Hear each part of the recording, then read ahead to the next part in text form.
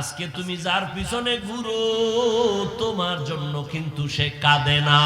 এজন্য একজনে বলছে তুমি যাকে ভালোবাসো সে তোমার বন্ধু না, তোমাকে যে ভালোবাসে সে তোমার বন্ধু। তুমি যাকে ভালোবাসো সে তোমারে যে ভালোবাসে সে তোমার আসল বন্ধু। এরে নবীর উম্মতের দল, আল্লাহ তাআলা বলেন মানুষ আমি বানাইছি, সব মানুষ এক না। কুকুর আল্লাহ বানাইছেন, সব এক না। আপনাদের এলাকায় গরু আসেনি? আল্লাহ সব গরু বানাইছেন, সব আল্লাহর মখলুক, সব গরুর দাম নাই। কিন্তু মুসা নবীর সাথে যেই গাভীটার সম্পর্ক, এটার দাম বেড়ে গেছে, জান্নাতে যাবে। পিপিলিকা আছে না নাই? সব পিপিলিকা আল্লাহর বানানো মখলুক, সব পিপিলিকার দাম নাই। সুলাইমান নবীর সাথে যেই পিপিলিকার সম্পর্ক, ওই পিপিলিকা আল্লাহর জান্নাতে যাবে। এই জমিনে আবার আল্লাহ উট আর উটনি বানাইছেন, কোন উটনি আর উটের দাম ওই পরিমাণ নাই। রহমতের নবী যেই উটে সওয়ার হইছেন, ওই উট জান্নাতে যাবে। ওরে আল্লাহর বান্দা, সালেহ আলাইহিস সালামের পাহাড় থেকে বেরিয়ে আসা উটনি আল্লাহর জান্নাতে যাবে। এরে নবীর আশিক উম্মতের দল, ভালো করে বুঝো, এই আকাশের খোলা জায়গায় কত পাখি উড়তেছে, কত সুন্দর সুন্দর পাখি, একটারও মূল্য নাই। ওই সুলাইমান নবীর হুদহুদ নামের পাখিটা আল্লাহর জান্নাতে চলে যাবে। মানুষ তো সব আমার আল্লাহর বানানো মখলুক, সব মানুষ আমার আল্লাহর জান্নাতে যাবে না। এইবার বুঝো মানুষ কাকে বলে, ভালো করে শুনো। একদল মানুষ আছে বংশগত মানুষ, আর একদল মানুষ হলো গুণগত মানুষ, আর একদল মানুষ হলো জন্মগত মানুষ। আল্লাহর আদালতে বংশগত মানুষের কোনো মূল্য নাই, জন্মগত মানুষের মূল্য নাই। একমাত্র গুণগত মানুষগুলো দামি। কেমন দামি? আল্লাহ বলেন আমি এদের বিনা হিসাবে জান্নাত দিয়া দিব। গুণের মানুষ কাকে বলে? বংশগত মানুষ তো তারা যেই মানুষের বংশে জন্ম হয়। আমাদের বংশগত বাবা পয়গম্বর আদম, আর আমরা তার সন্তান, বংশগত মানুষ। আমার আব্বা জান, আমার জন্মদাতা বাবা, তার ঔরস আমি জন্মগত সন্তান মানুষ। এই মানুষের কোনো ভ্যালু আল্লাহর কাছে নাই। একমাত্র গুণের মানুষ আল্লাহর কাছে দামি। এইবার বুঝার চেষ্টা করি, গুণের মানুষ ঘুমাছে? আপনাদের ঘুমাছে? এ বাঙালি ঘুমায় রাইতে? মিথ্যা কথা যদি কেউ রাতে ঘুমায়, সারা রাত মোবাইলের হক আদায় করে, বউয়ের হকের খবর নেই, মাইয়া বলার হক আদায় করে না, মোবাইলের হকটা আদায় করে, যদি আল্লাহ উসিলায় মাফ করে। কত ছাগল ফাগল আছে না? সেদিন এক চোরা আইয়া কান্দের উপরে হাত দিয়ে ছবি তোলার জন্য কয় হুজুর একটা সেলফি, যদি আল্লাহ কিয়ামতে উসিলা আমারে নাজাত দেয়।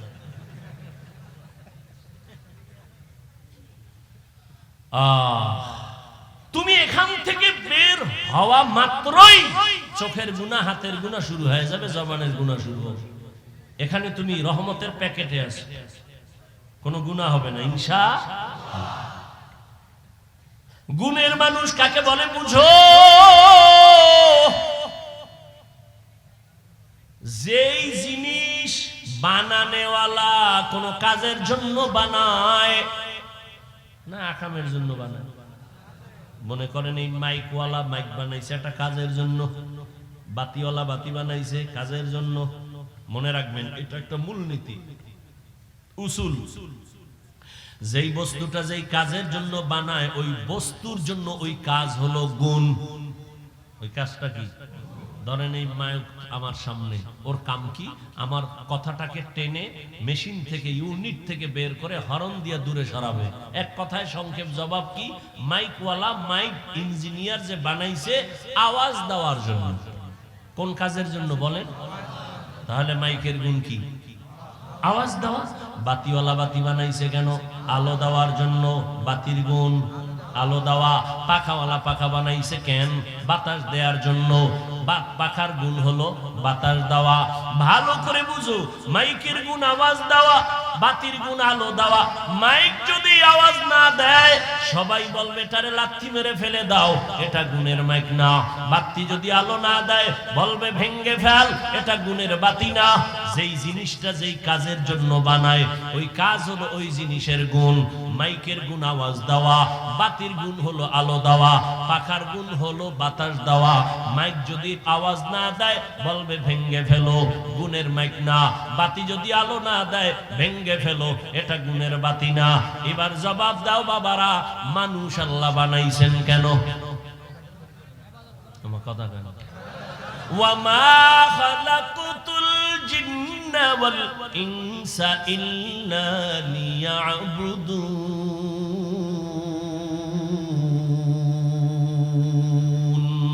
মা খালাকুতুল জিন্না ওয়াল ইনসি বাখা जुज़ इबादत निस्ते मक़सूद अज्जाहा। আল্লাহ তাআলা বলেন আমি মানুষ বানাবার একটাই কারণ ইবাদত। বলেন মানুষের বানানোর কারণ কি? ইবাদত। মানুষ বানাইছেন ইবাদতের জন্য। এবার আমাকে আপনারাই জবাব দেন মানুষের গুণ কি? বলেন ইবাদত করা। এখন ইবাদত কি? মসজিদ আর মাদ্রাসা এটা ইবাদত। সারা রাত যায় নামাজে তাসবিহ টানো, দিনের বেলা রোজা রাখো, এটা তোমার ইবাদত না, এটা ইবাদতের অংশ। বান্দা তুমি জীবনে যা করবা যা বলবা সব ইবাদত। খানা খাও ইবাদত, তুমি ঘুমাইবা ইবাদত, বাথরুমে যাইবা ইবাদত, জীবনে তুমি যা করবা সব ইবাদত।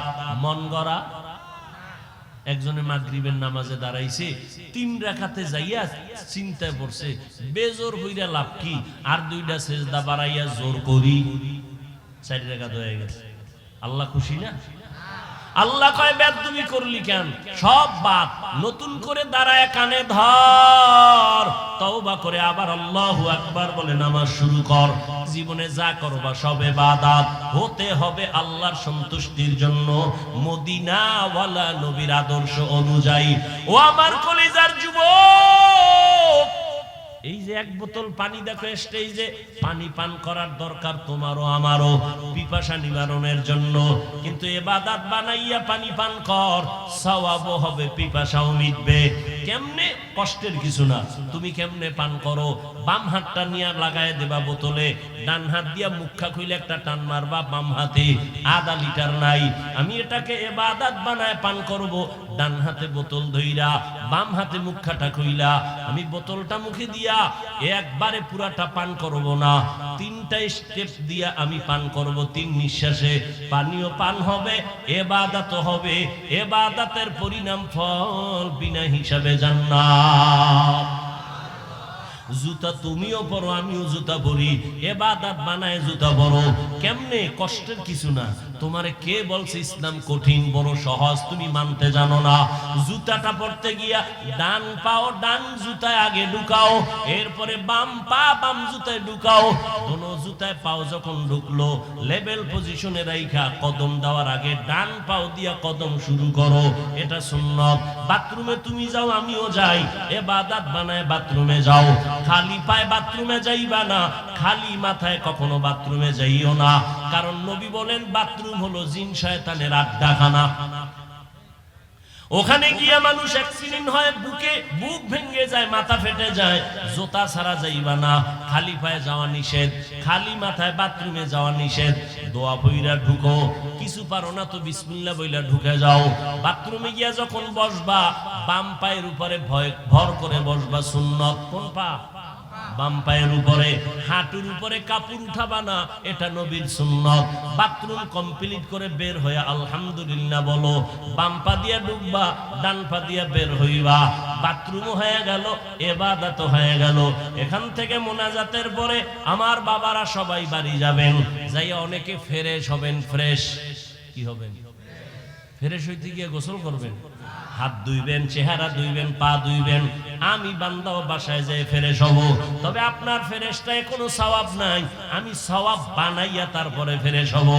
আমিও হাত ধুবো, আমিও চেহারা ধুইব, আমিও পাও ধুইব। তবে আমার ধোয়াটা অজুর কায়দায় হয়ে যাবে। আমি অজু কইরা গেলাম, এই কোনি পর্যন্ত ধুইলাম, চেহারা পুরাটা ধুইলাম, পা ধুইলাম। ইবাদত হলো আমার ফ্রেশ হওয়াও হয়ে গেল। আর এই অজু অবস্থায় ঘুমাও, আল্লাহ জান্নাতের দরজা খুলে দিবেন।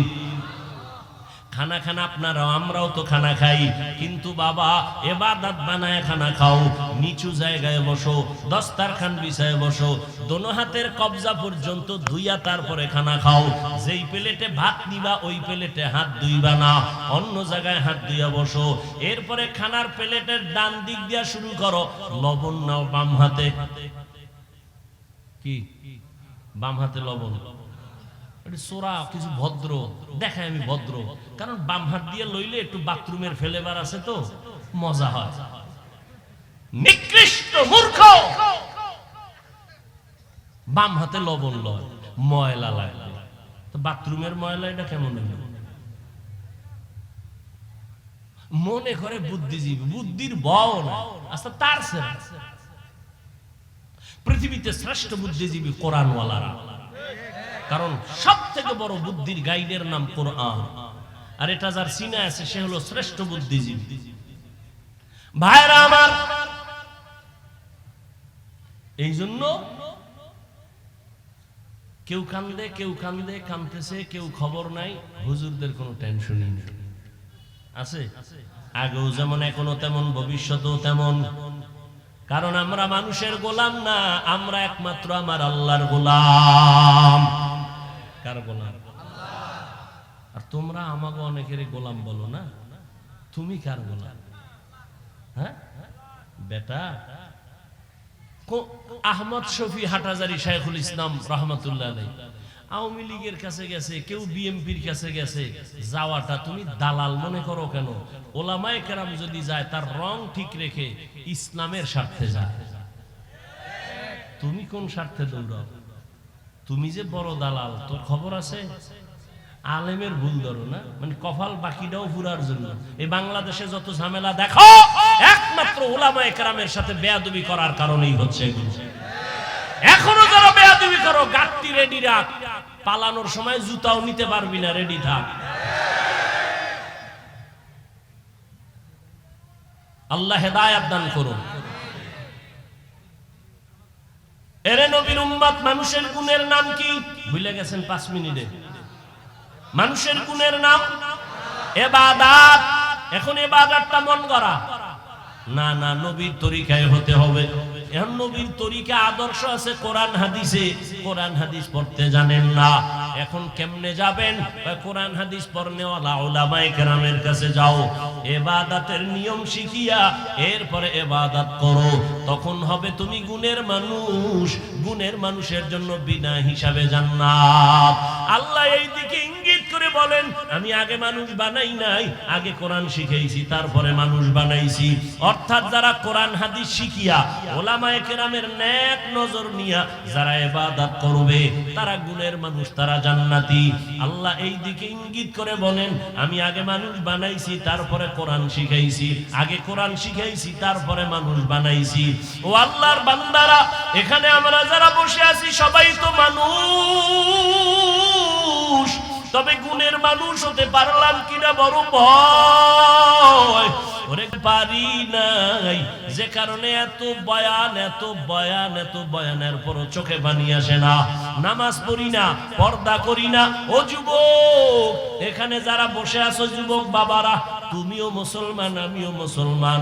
তোমার আমার আল্লাহ এক না দুই, তোমার আমার নবী, তোমার আমার কাবা, তোমার আমার ধর্ম, তোমার আমার ইসলাম, তোমার আমার কালেমা। ভালো করে বুঝরে বাবা, পশুকে আল্লাহ ভালো মন্দ যাচাই করার জ্ঞান দান করেন নাই, মানুষকে দিয়েছেন। তোমার আমার আল্লাহ এক, নবী এক, কোরআন এক, কাবা এক, ধর্ম এক, কালেমা এক।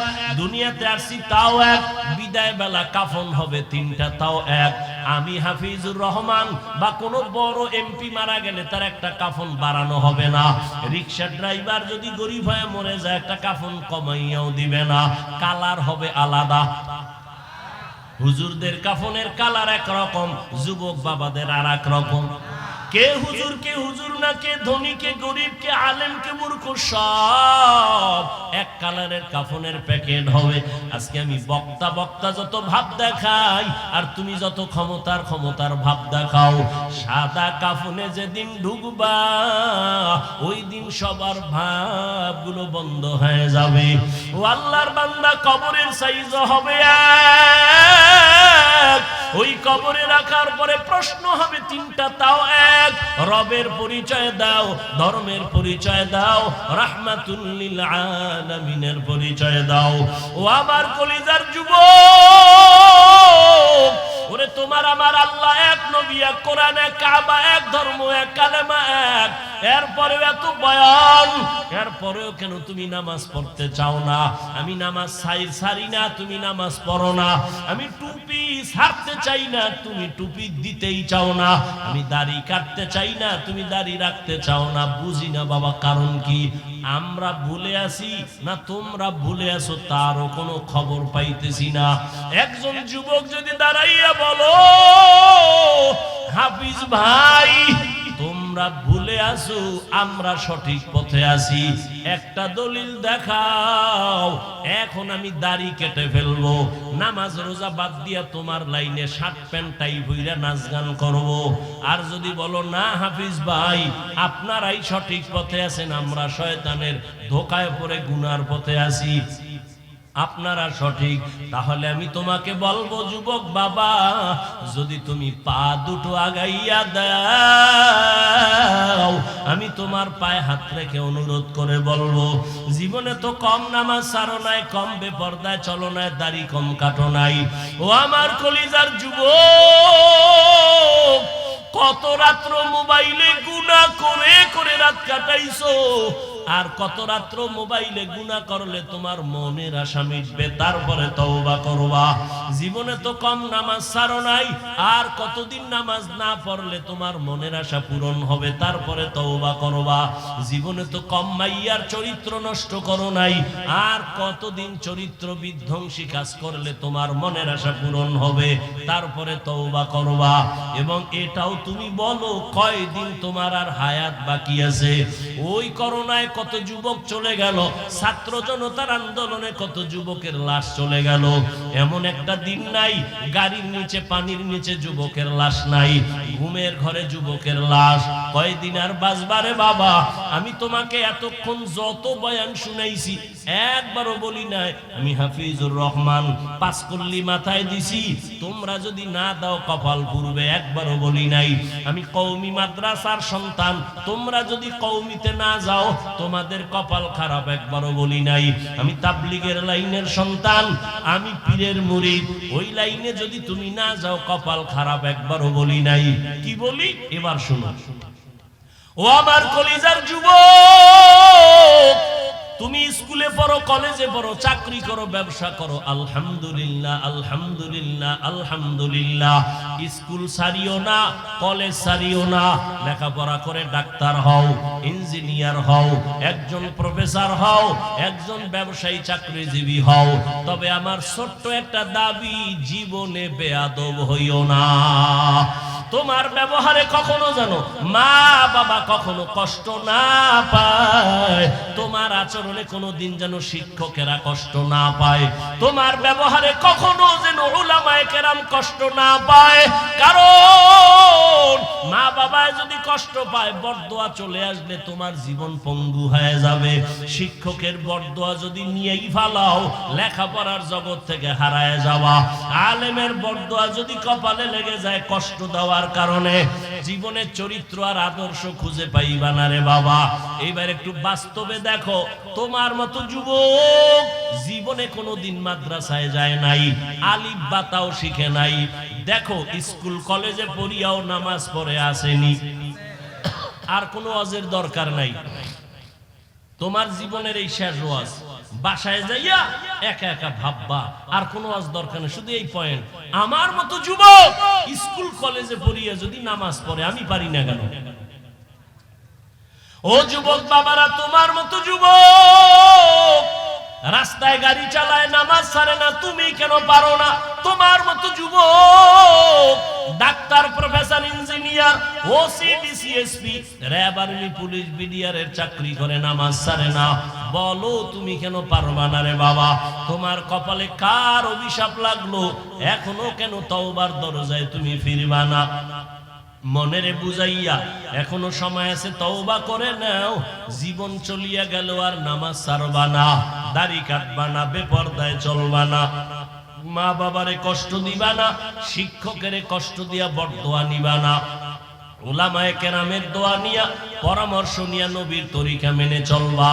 ও পর্দার আড়ালের আম্মা জানেরা, বোনেরা, আপনাদের সন্তানদের যত বয়ান শুনাইলাম, আপনারা দোয়া না করলে, চেষ্টা না করলে সম্ভব হবে না।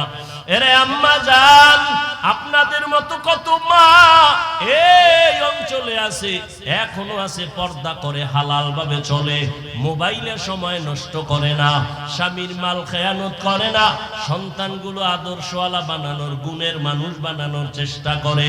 এরে আম্মা জানেরা, আপনাদের এত সম্মান, আপনারা কি পারেন না একটা ভালো সন্তানের মা হবেন? দুরফেশানি নে তেরে কতরু কো দরিয়া কর দিয়া,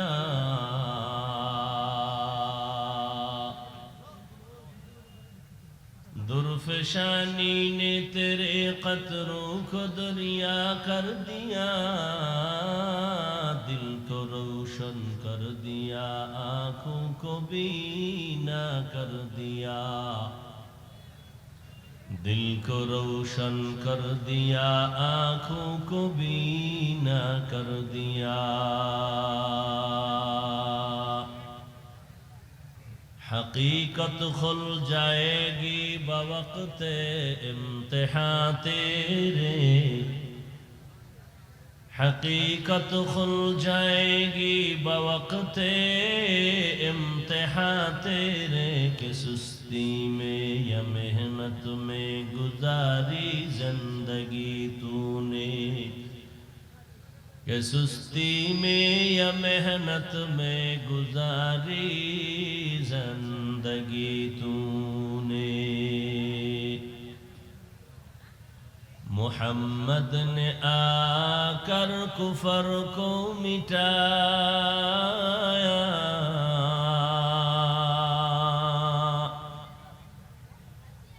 मोहम्मद ने आकर कुफर को मिटाया, कुफर को मिटा कर सदाकत बताया, कुफर को मिटा कर सदाकत बताया।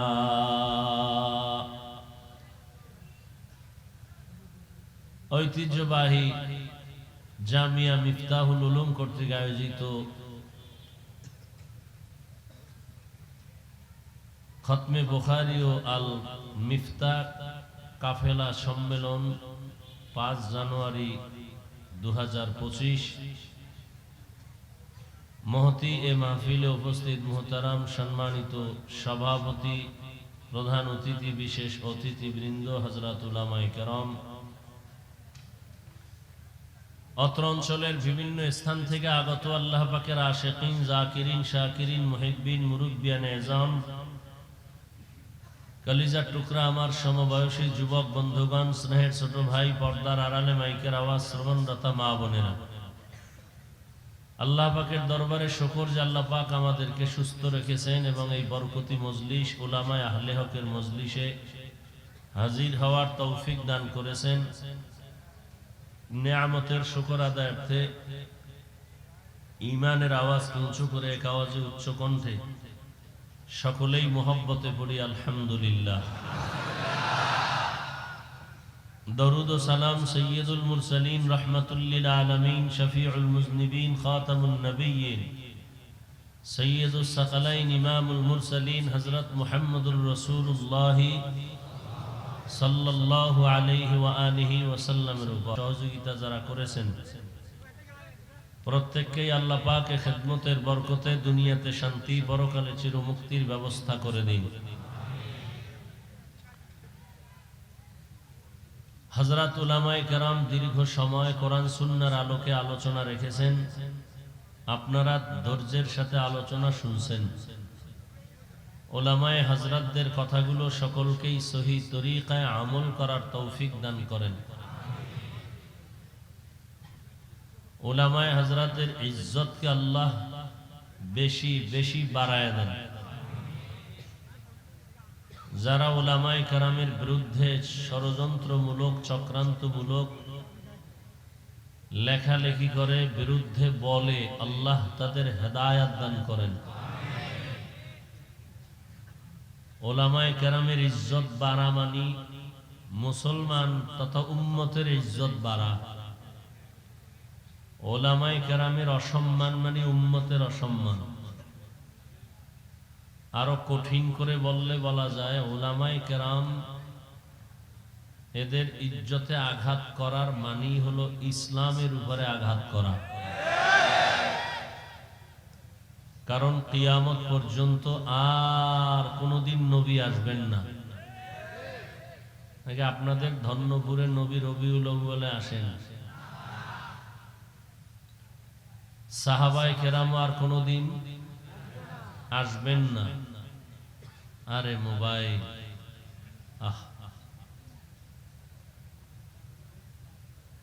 বরদোয়া করা হালাল হইলে তাহাজ্জুদে শুধু বরদোয়া করতাম এই মোবাইলের কারণে, এই মোবাইলওয়ালাদের জন্য।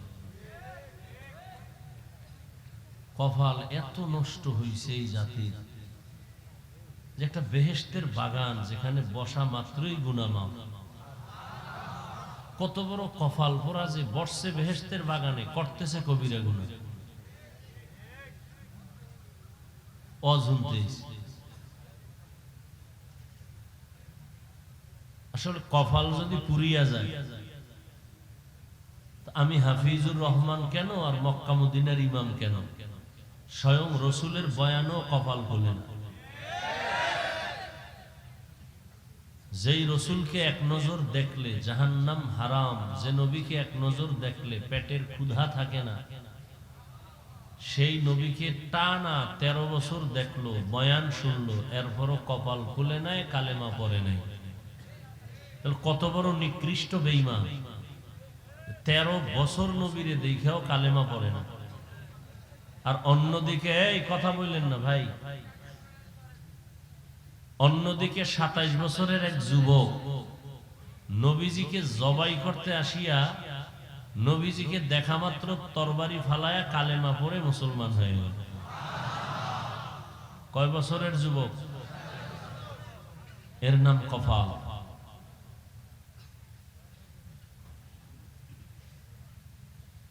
বহুদিন ধরে এই মাহফিলের প্রচারণা চলতেছে, অনেকে আসার নিয়ত করছে, আসতে পারেনি।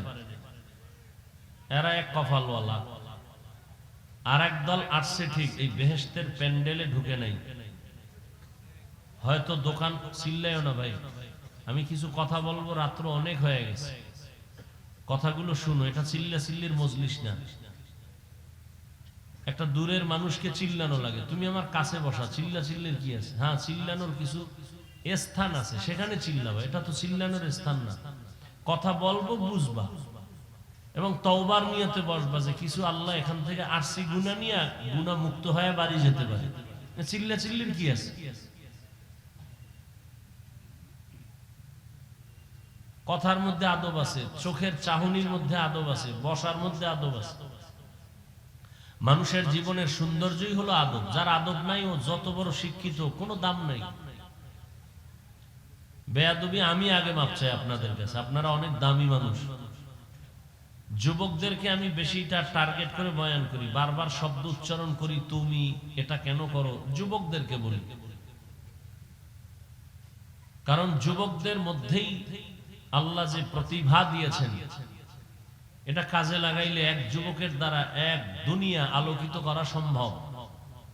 কিন্তু মোবাইল আজকে সব ধ্বংস করে ফেলতেছে, কোনো খবর নেই। আল্লাহ আমাদের সব ভাইকে হেদায়াত দান করুন। কি কথাটা বলতে লইছিলাম? ও, যে একদল আসছে, এরা প্যান্ডেলে ঢুকতে পারেনি। এরা কোথায়?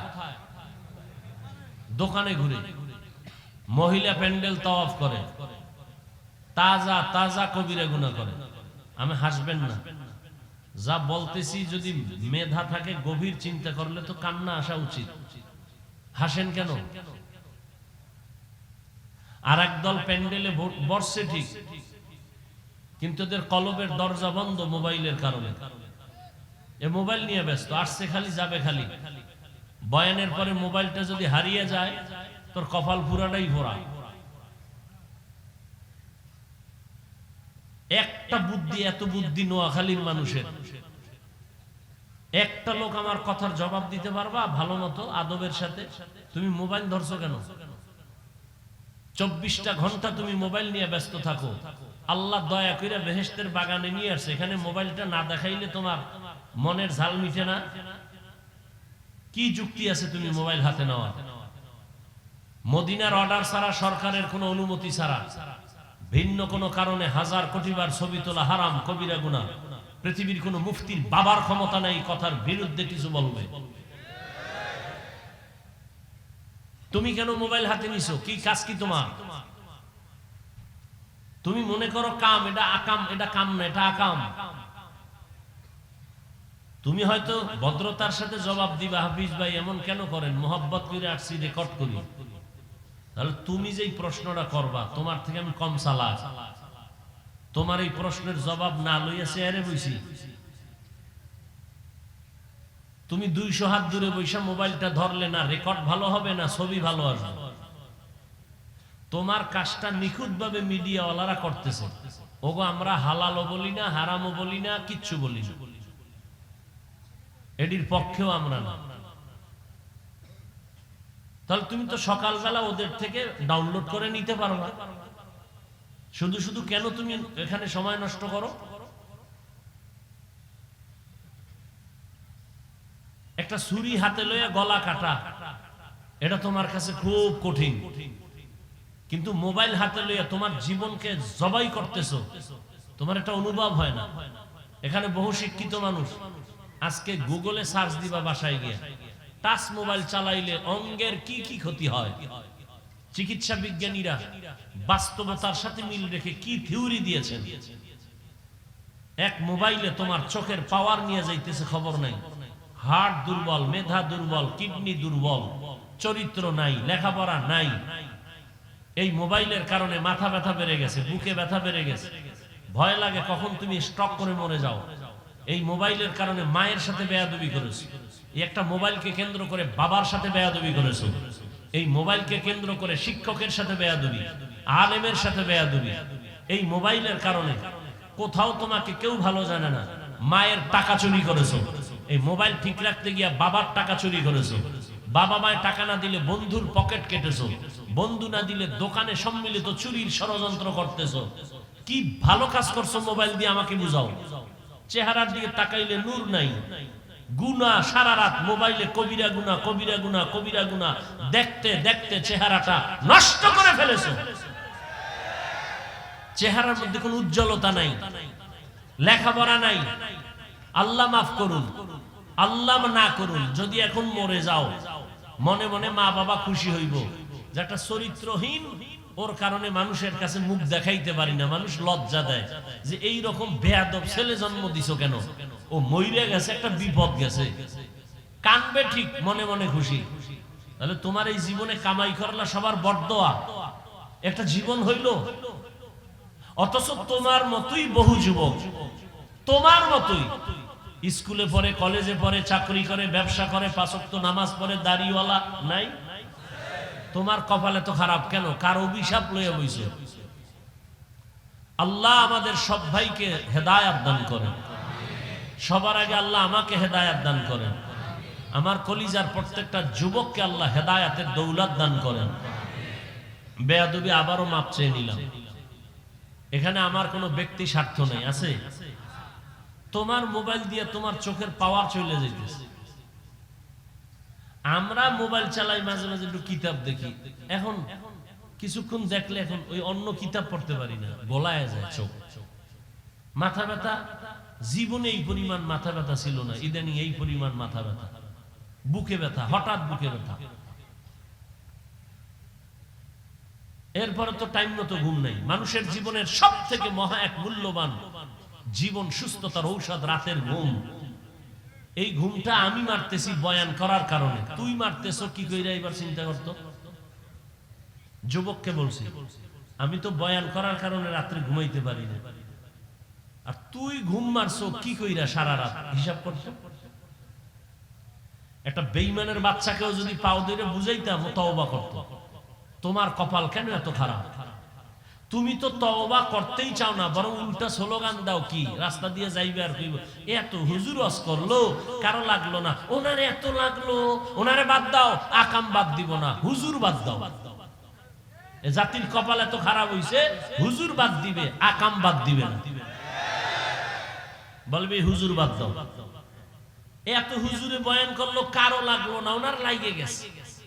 উনি একজন হুজুর দেশে জ্বালাইছে নতুন। হ্যাঁ, এই নতুন নতুনরা মরে গেলে আর বলনে আলাও কেউ থাকবে না।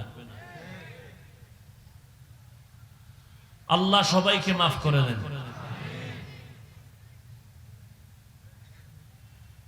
তো উলামায়ে কেরামের ইজ্জত, উম্মতের ইজ্জত, কিয়ামত পর্যন্ত এই জাতিকে শান্তির ঠিকানা দিবেন একমাত্র উলামায়ে কেরাম, কোরআন সুন্নাহর আলোকে। আমি 2 মিনিট কথাগুলো বলতেছি, একটু খেয়াল করবেন, বিশেষ করে যুবকদেরকে বলছি। যুবক, বিশাল মহাসাগর পাড়ি দিয়ে কিন্তু তুমি এখনো জিন্দা আছো, আর অনেকে ওই সাগরে ডুবে গেছে, শাহাদাতের পেয়ালা পান করেছে। যুবক, ইতিহাস ভুলবা না, তুমি মুসলমান, এটা তোমার সব থেকে বড় দামি একটি পয়েন্ট। গোটা দুনিয়ার যত মাস্তান দেখো, সব মাস্তানরা ইসলাম আর মুসলমানকে ভয় পায়। তা তুমি মুসলমান, এটা তোমার পাওয়া। তুমি যুবক, এটা তোমার আরো পাওয়া। তবে মনে রাখবা, তোমার এই পাওয়া ত্বরান্বিত করতে লাগবে উলামায়ে কেরামের নেক দোয়া।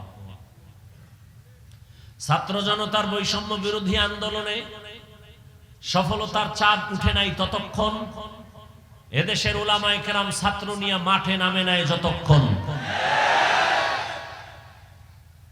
চিনলা না আসল মানুষ। চান্দাবাজার ধান্দাবাজের পিছনে পড়ে পড়ে কিছু পাওয়ার লোভে দাড়ি কেটে ফেলেছো, নামাজ শেষ করেছো, চরিত্র নষ্ট করেছো, অথচ যাদের পেছনে ঘুরো এরা সব তোমার স্বার্থপর চান্দাবাজার ধান্দাবাজ। স্বার্থে আঘাত লাগলে শুধু দল থেকে নাম কাটবে না, লিখে রাখ, কল্লা কেটে ফেলবে, কল্লা। কিন্তু এই জীবনে তোর নিঃস্বার্থ কলিজার বন্ধু উলামায়ে কেরাম জীবন দিবে, কোন যুবকের কোন জাতির ক্ষতি হতে দিবে না। মাদ্রাসার ছাত্র জীবন দেয় নাই এই আন্দোলনে, অথচ মাদ্রাসার ছাত্রদের লিস্টি এখনো আসে নাই। অন্যদের নাম শুধু লিস্টি না, পাঠ্য বইয়ের মধ্যে ঢুকায় দিয়েছে। কি ষড়যন্ত্র চলতেছে জানো?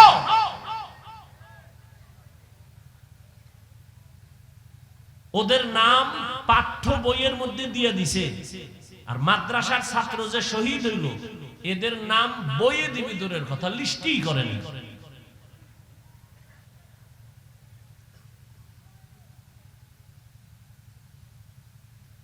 এজন্য উলামায়ে কেরামের বিরোধিতা করা মানে ইসলামের বিরোধিতা করা। একটা কঠিন ষড়যন্ত্র গোটা আন্তর্জাতিক ভাবে। যেমন বাংলাদেশে দাঁড়িয়ে কোনো হিন্দু, কোনো বৌদ্ধ, কোনো ইহুদি, কোনো খ্রিস্টান কখনো বলে নাই সকালবেলার মক্তব বন্ধ করো, কিন্তু এমন ষড়যন্ত্র করেছে সকালবেলার মক্তব অটো বাংলাদেশ থেকে বন্ধ হয়ে গেছে। কেমনে? মুয়াজ্জিন সাহেব যখন ফজরের আজান দিতে উঠেন, ঠিক আমার ঘরের আম্মাজান উঠেন সন্তানকে কেজিতে পাঠাবার জন্য, মক্তব বন্ধ করে দাও বলতে হয়নি, অটোমেটিক মক্তব বন্ধ হয়ে গেছে। কারণ ওখানে পাঠায় কেন? বই ফ্রি, টাকা ফ্রি, নাস্তা ফ্রি, গাড়ি ফ্রি। আর বাঙালি ফ্রি পাইলে কি করে এটা তো আর বলার ভাষা নাই। ও যদি ফ্রি পায় বউ দিয়ে দিবে ফ্রি। দেখেন না বিয়ে করার আগে যৌতুকের নামে বিদেশের ভিসা চায়। একটারে ধরে জিগাই তুই বিয়ে করবি ভিসা চাইছো কি? কয় বিদেশ যাবো। বিয়ে করে বউ নিয়ে যাবি? কয় এটা কেমনে সম্ভব? তাই বউ কি করবি? কয় থুইয়া যাবো। পাহারা দিবে কে? কয় আমার ছোট ভাই। হাসো, জাতির কপাল পুড়ছে, আমি হাসির কথা বলি নাই। আল্লাহ হেদায়াত দান করুন। নোয়াখালী এলাকার মানুষ তো মোটামুটি ধনী, আলহামদুলিল্লাহ। এদের তো আর যৌতুক লাগে না। লাগে? খা, ওই বাথরুমে গিয়া 10 গ্রাম পায়খানা খাইও, যৌতুক না খাইয়া। হালাল সাবান দিয়া কুলি করবা, গন্ধ শেষ। আর যারা যৌতুক খায়, যারা দেয়, জাহান্নামের আগুনে না পড়াইয়া ওদের গন্ধ যাবে না। যারা যৌতুক দেয়, যারা নেয়, যারা সাক্ষী থাকে, সহযোগিতা করে, সবাই জালেম। সবাই কি? সবাই বাংলা কথায় ডাকাত, সবাই ছোট লোকের বাচ্চা। ওদের মতো ইতর ছোট লোকের বাচ্চা দুনিয়াতে আর কেউ নাই। আল্লাহ হেদায়াত দান করুন। ছোট লোক, নিমক হারাম। আল্লাহ একটা মেয়ে দিছে তোমারে, তুমি এটা নিয়ে জিন্দেগি সুন্দর করো। তুমি ওই বেচারার কামাই রুজি খাবা কেন? তা তোমার হাত কেটে ফেলো, তুমি পুরুষ নামের কলঙ্ক। আল্লাহ সব ভাইকে হেদায়াত দান করেন। ওলামায়ে কেরামের যারা বিরোধিতা করে, আল্লাহ তাদের হেদায়াত দান করেন। আমি যে আয়াত পড়েছি আপনাদের সকলের পরিচিত মুখস্থ করা আয়াত। আর রহমানু আল্লামাল কুরআন খালাকাল ইনসানা আল্লামাহুল বায়ান। আল্লাহ বলেন রহমান হলেন তিনি, কোরআন শিক্ষা দিলেন যিনি। রহমান হলেন তিনি, মানুষ সৃষ্টি করলেন যিনি। রহমান হলেন তিনি, বায়ান শিক্ষা দিলেন যিনি। রহমতের নবী বলেন খায়রুকুম মান তাআল্লামাল কুরআনা ওয়া আল্লামাহ। দুনিয়াতে সব থেকে দামি তারা যারা কোরআন শিখে অন্যদের শিক্ষা দান করে। এদের মতো দামি এ জমিনের মধ্যে আর কোনো প্রাণী নাই, কোনো মানুষ নাই। ডাইরেক্ট কোরআন শিক্ষা দেওয়া নেওয়া এটাও যেমন খায়রে উম্মত, বড় দামি। ঠিক যারা কোরআন বুঝার জন্য ভিন্ন কোনো কিতাব পড়ে, ইলমে নাহবু পড়ে, ইলমে সরফ পড়ে, মান্তিক পড়ে, বালাগাত পড়ে, এরাও বড় দামি। এমনকি আমরা যেখানে বসছি গভীর রাতে বয়ান করব, আপনারা শুনবেন, এটাও কোরআন শিক্ষারই একটা অংশ। এই মজলিসটাও বড় দামি।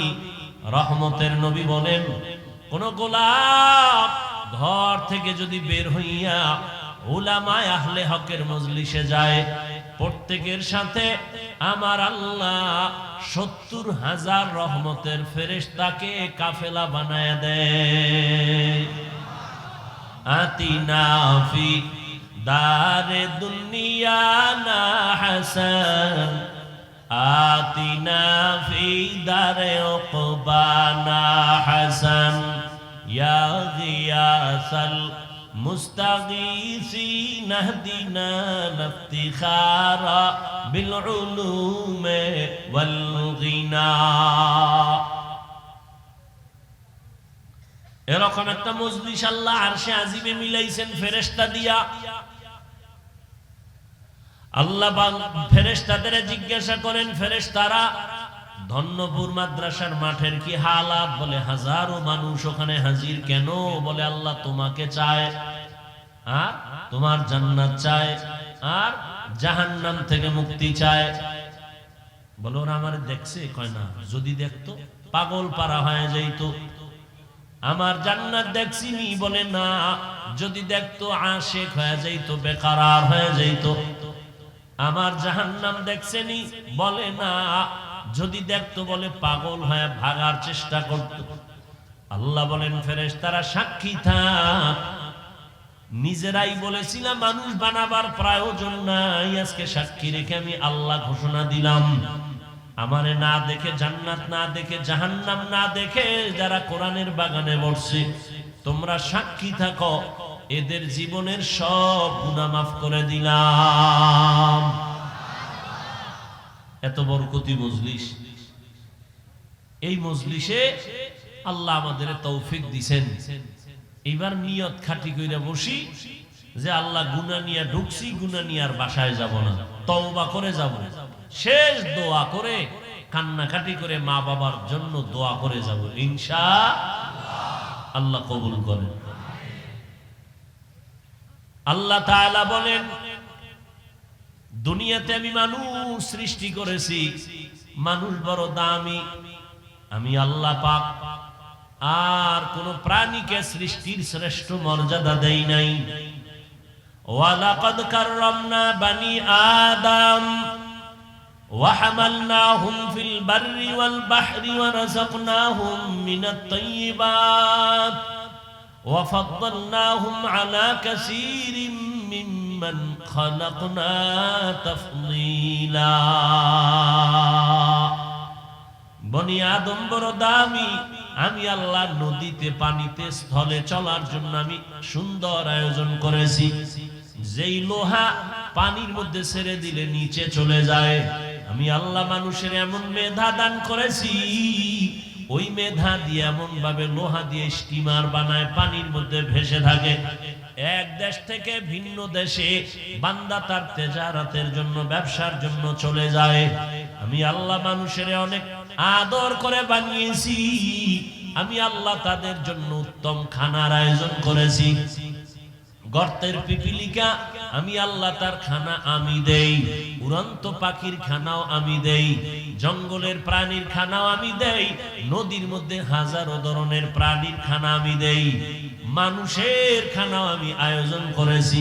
তবে দুনিয়ার সব প্রাণী থেকে মানুষের খানা বড় দামি, সুস্বাদু, বড় পিওর, হালাল। এরপরও কিছু নিমক হারাম আছে, আল্লাহর দেওয়া হালালটা খাইব না। ওই কুকুরের 1000 বার বিরিয়ানি দিলেও পায়খানা না খাইলে কলিজা ঠান্ডা হয় না। দুনিয়াতে কিছু মানুষ রূপী হারামখোর আছে, হালাল খাইয়াও মদের বোতল না নিলে কলিজা ঠান্ডা হয় না। বিড়ি না টানলে ওর শরীর গরম হয় না। নাই এরকম বিড়িখোর? আল্লাহ হেদায়াত দান করেন। আল্লাহ পাক বলেন, আমি মানুষ বানাইয়া শ্রেষ্ঠত্ব দান করলাম, আবার মানুষের মধ্যে একে অন্যের তুলনায় মর্যাদাবান করলাম। মানুষ এত দামি করে আমি বানাইছি, এই মানুষ যেন তার সৃষ্টির শ্রেষ্ঠ মর্যাদা ধরে রেখে জীবন চালাইতে পারে। এজন্য আমি আল্লাহ দুইটা ব্যবস্থা দিলাম। এক ব্যবস্থার নাম রিজালুল্লাহ, আর এক ব্যবস্থার নাম হলো কিতাবুল্লাহ। ব্যক্তি আর কিতাব। জমিনে যত ব্যক্তি আল্লাহ দিয়েছেন, এর মধ্যে শ্রেষ্ঠ ব্যক্তি রহমাতুল লিল আলামিন।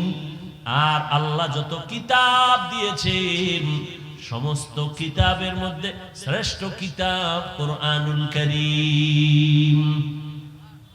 শ্রেষ্ঠ ব্যক্তি, এই কথা কোন শ্রেষ্ঠ ব্যক্তি কে? এই মাত্র না বলছি, ইমামুল আউয়ালিন আল আখিরিন বহরে সদকা রাহমাতাল লিল আলামিন সাইয়্যিদুল কাউনাইন খাতমুল মুরসালিন আখিরা মুদবুদ ফখরুল আউয়ালিন। কেমন একজন নবী যার কোনো তুলনা। মুসা নবী আল্লাহর বন্ধু, ইব্রাহিম আল্লাহর বন্ধু, ঈসা নবী আল্লাহর বন্ধু, দাউদ নবী আল্লাহর বন্ধু। নবী আল্লাহ কয়, সব নবী আমি আল্লাহর বন্ধু, মুহাম্মদ আমার বন্ধু। তবে ব্যবধান, সব নবী রাসূল আমার আল্লাহ তাআলার আশিক, আর আল্লাহ বলেন আমি নিজে হলাম মুহাম্মদের আশিক। সব ব্যক্তিদের মধ্যে শ্রেষ্ঠ রহমাতুল লিল আলামিন। আর আল্লাহ যত কিতাব দিবেন, শ্রেষ্ঠ কিতাব কি? কোরআনুল কারীম। বলেন কি? আমি যেভাবে বলি এইভাবে বলবেন, কোরআনুল কারীম। এই দোনোটা আলহামদুলিল্লাহ আমরা পেয়েছি, কিন্তু কপাল খারাপ, চিনি না, নবীরেও চিনি না, কোরআনও জানি না। অনেকের ঘরে কোরআন শরীফ আছে, 20 বছর হয়ে গেল, একদিন খুইলাও দেখলো না ভেতরটা কেমন। এমন কপাল পুরছে আমাদের। রহমতের নবী বিদায় বেলা বলে গেলেন, এই উম্মতের দল, দুটো জিনিস আমি রেখে যাই, ধরে যদি রাখো ঈমানও যাবে না, সম্মানও যাবে না। قال رسول الله صلى الله عليه وآله وسلم تركت فيكم أمرين لن تضلوا ما تمسكتم بهما كتاب الله وسنة رسولي। রহমতের নবী বলেন, দুই জিনিস ধরে রাখ, ঈমানও যাবে না, সম্মানও যাবে না। এক হলো আল্লাহর দেওয়া কিতাব কোরআন, দ্বিতীয় হলো আমি মুহাম্মদের রেখে যাওয়া আদর্শ। ১৫০০ বছর গত হয়ে গেল, আজও এত বিপদ, এত বিপদ, এরপরও যাদের কাছে কোরআন আছে, নবীর আদর্শ আছে, এরা এখনো ঈমান নিয়ে সম্মানে আছে। মন্ত্রীর মেয়াদ, কিছু ডিসিএসপির মেয়াদও শেষ, কিন্তু আল্লাহর কোরআনওয়ালা, নবীর আদর্শওয়ালা আমাদের চেয়ারের কোনো মেয়াদি নাই। শেষ কিসের? কোনো মেয়াদ নাই, শেষ কি আবার? আল্লাহর দেয়া সম্মান আর টাকা দিয়া কেনা সম্মান, ভালো করে বুঝো। টাকা দিয়া সম্মান কিনলে একবারে পায় ফুলের মালা, ফাইনালে জুতার মালা। আর আমার আল্লাহর দেয়া সম্মান যারা নিবেন, এরা দুনিয়ায়ও বাদশাহ, পরকালেও বাদশাহ। তোমার ওই সম্মান নিয়ে কি লাভ হবে? আল্লাহ হেদায়েত দান করেন। আল্লাহ তাআলা বলেন, আমি দুই জিনিস দিলাম, মানুষ যেন সুশৃঙ্খল জীবন যাপন করতে পারে। নবী পাইলাম না, আল্লাহর কোরআন এখন আমাদের সামনে আছে, নবীর আদর্শ এখনো আছে।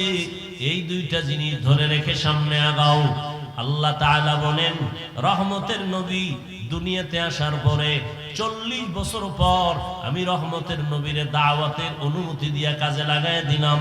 40 বছর পর্যন্ত রহমতের নবী কোথাও দাওয়াতের কাজ করে না। নামাজের কথা নাই, রোজার কথা নাই, জিকিরের কথা নাই, পর্দার দাওয়াত নাই। 40 বছর পর আল্লাহ তাআলা আমার নবীকে কোরআন দিয়া দাওয়াতের মধ্যে লাগায় দিলেন। রহমতের নবী এখন দাওয়াত দেয়, এক আল্লাহর ইবাদত করো, এক আল্লাহর সিজদা দাও। কিছুদিন পর আবার নবী বলেন, রবের ইবাদত করো। ইয়া আইয়ুহান নাস উবুদু রাব্বাকুমুল্লাযী খালাকাকুম ওয়াল্লাযীনা মিন ক্বাবলিকুম লাআল্লাকুম তাত্তাকুন।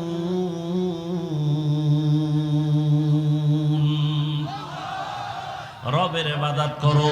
কিছুদিন পরে নবী বলেন, রহমানের ইবাদত করো। মক্কার মুশরিকরা বলে, রে মুহাম্মদ আব্দুল্লাহর ছেলে, একবার বলো আল্লাহর ইবাদত করতে, আর একবার বলো রহমানের ইবাদত করতে। তাহলে তোমার রব কি দুইজন নাকি? একজন আল্লাহ আর একজন রহমান? কয় না, আমার আল্লাহই তো আল্লাহ, তিনিই তো একমাত্র আল্লাহ, তিনিই তো রহমান। ওরা প্রশ্ন করে ফেললো, মানির রহমান, রহমানের পরিচয় দাও, রহমানকে। আল্লাহ তাআলা সূরাতুর রহমান দিয়া রহমানের পরিচয় দেওয়া শুরু করলেন। আর রহমান আল্লামাল কুরআন।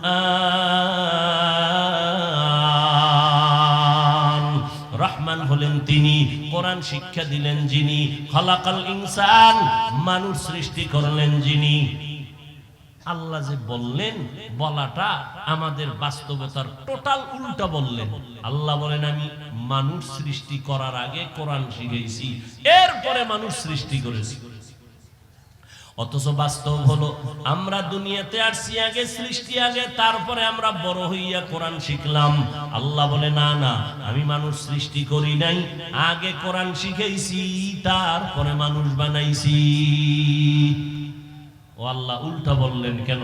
আল্লাহ পাক রব্বুল আলামিন উল্টা কেন বলছেন? মুফাসসিরিনে কেরাম বলেন আল্লাহর কথা উল্টা না বুঝার মধ্যে আমাদের দুর্বলতা আছে।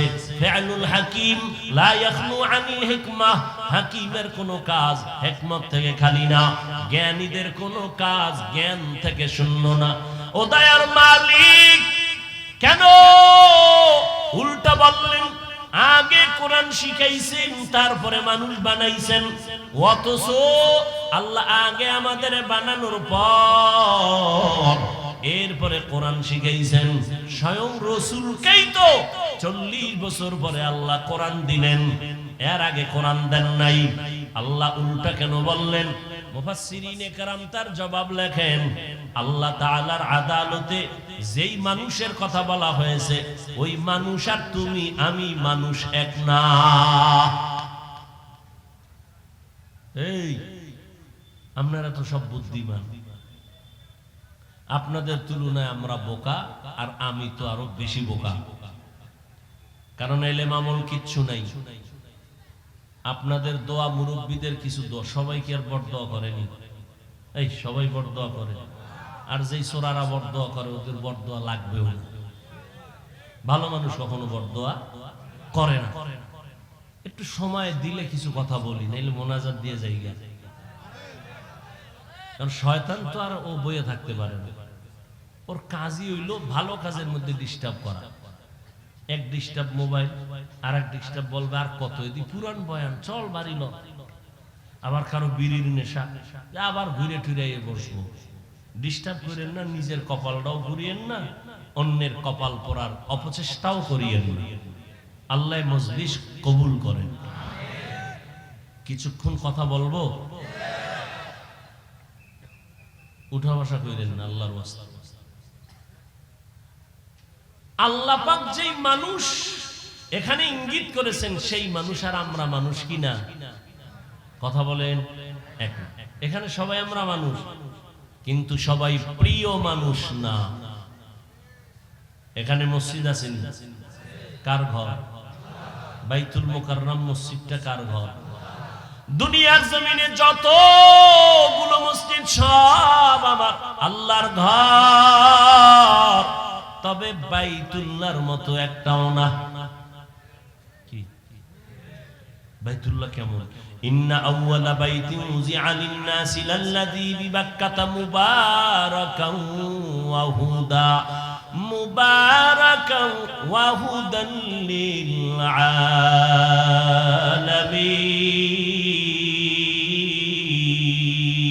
আলামিন। জমিন আল্লাহ বানাইয়া প্রথম একটা ঘর আল্লাহ বানাইছেন বাইতুল্লাহ বাক্কা নগরীতে, আর আল্লাহ কিছুই বানান নাই। এটা এমন একটা ঘর যেই ঘরের দিকে শুধু তাকাইয়া থাকবা, অনবরত আমলনামায় সওয়াব। আপনাকে এই মসজিদের দিকে তাকায় থাকলে সওয়াব, বাইতুল্লাহর দিকে তাকাইলে সওয়াব আছে না নাই? যতক্ষণ তাকায় থাকবে অনবরত সওয়াব। শুধু কি তাই? রহমতের নবী বলেন, এই হাজী সাহেব সফর করতে যদি যাও বাইতুল্লাহর দিকে যখন প্রথম তোমার নজর পড়বে, নজরটা পড়া মাত্র যদি দোয়া করো, যে কোনো দোয়া প্রথম নজরেই কবুল হয়ে যাবে। আতিনা ফি দারে দুনিয়া না হাসান, আতিনা ফি দারে উকবা না হাসান, ইয়া গিয়াসাল মুস্তাগীসিন ইহদিনা লিফতিখারা বিল উলুমে ওয়াল গিনা। হর গড়ি দে নেকো তু তৈয়ার হ্যায়, জো না মাंगे उससे तू बेजार है। তাহলে মসজিদ সব কার ঘর? সব সমান বলেন না কেন? ভালো করে বুঝো। আপনাদের এলাকায় কুকুর আছে না? এই মাখলুক গুলো কে বানাইছেন? সব আল্লাহর বানানো মাখলুক। সব কুকুর আমার আল্লাহর মাখলুক, তবে সব কুকুর আল্লাহর কাছে দামি না। আসহাবে কাহাফের সাথে যেই কুকুরের সম্পর্ক, এটা এত দামি, জান্নাতে যাবে। সুবহানাল্লাহ। না যেই তেলে বিড়ি টানো, সুবহানাল্লাহ কেমনে? সারাদিন গীবত, শেখায়ত, গালাগালি, মিথ্যা, আর সারা রাত তো মোনাজাত ধরে হইয়া হইয়া। আমরা মোনাজাত ধরি বইয়া, তোমরা মোবাইল ওয়ালারা মোনাজাত ধরে হইয়া। কখন রাত্র 3টা 4টা বাজে খবরও নেই। কোন দিন আজরাইল আইসা মোবাইল সহ লয়ে যাইব, আর হুশই থাকবে না। জিন্দেগি মে বন্দগি তু কার নহি, जिंदगी में बंदगी तू कर नहीं, जिंदगी में बंदगी शर्मिंदा है, जिंदगी में बंदगी शर्मिंदा है। यहाँ हम सब मुसाफिर, दिल ना लगा, अहले दिल की नजर से रूह करता जा, शाह दौलत सब फकीर गर नेक नहीं, शाह दौलत सब फकीर गर नेक नहीं, जिंदगी में बंदगी तू कर नहीं,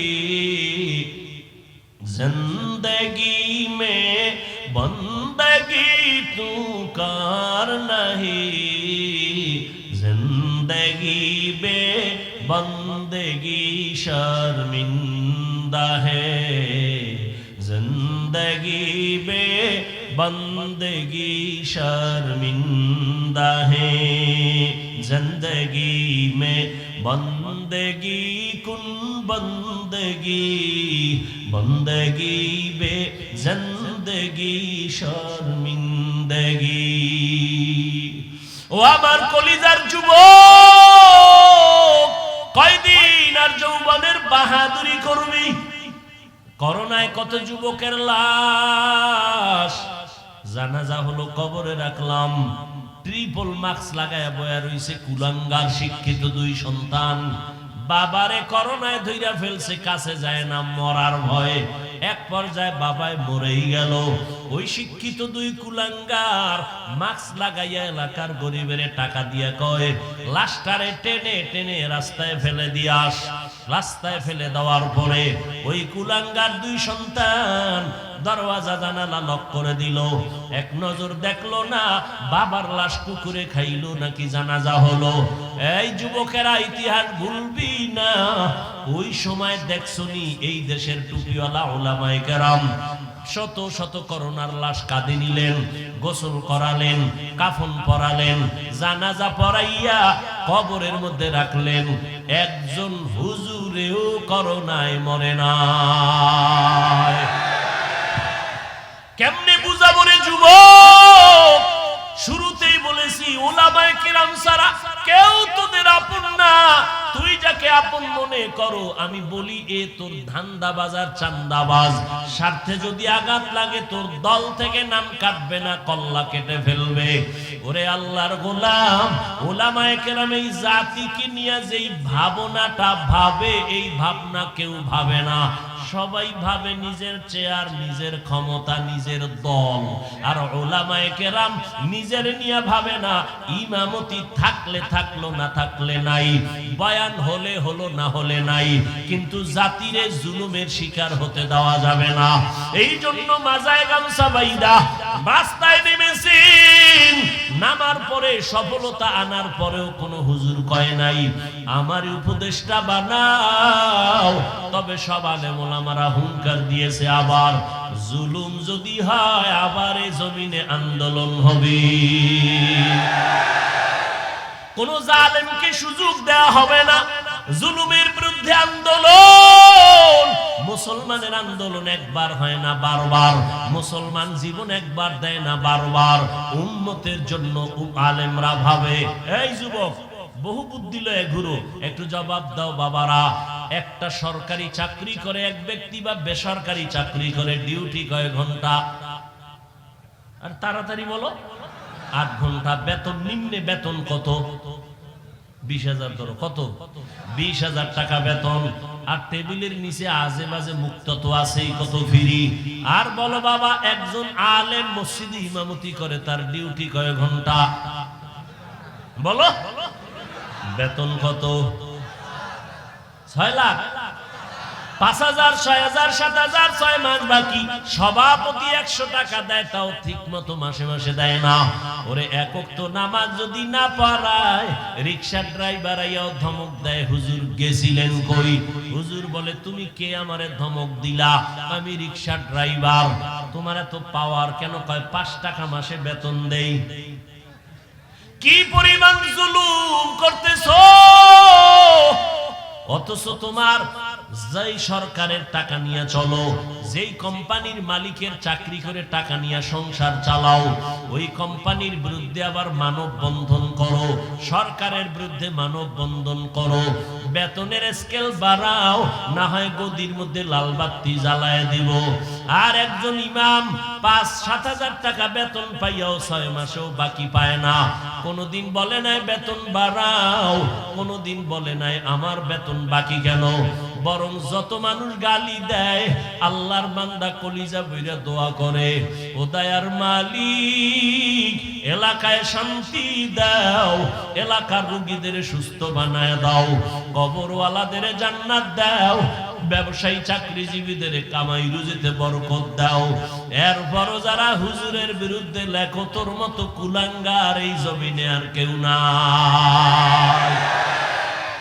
মেরা এজাজু করদন বেহিসাব, খলকে রাদাদন জওয়াবে বাসওয়াব, হক নদারত দোস্তে খলকা জারেরা, নিস্তে ই খসলত একে দিনদারেরা।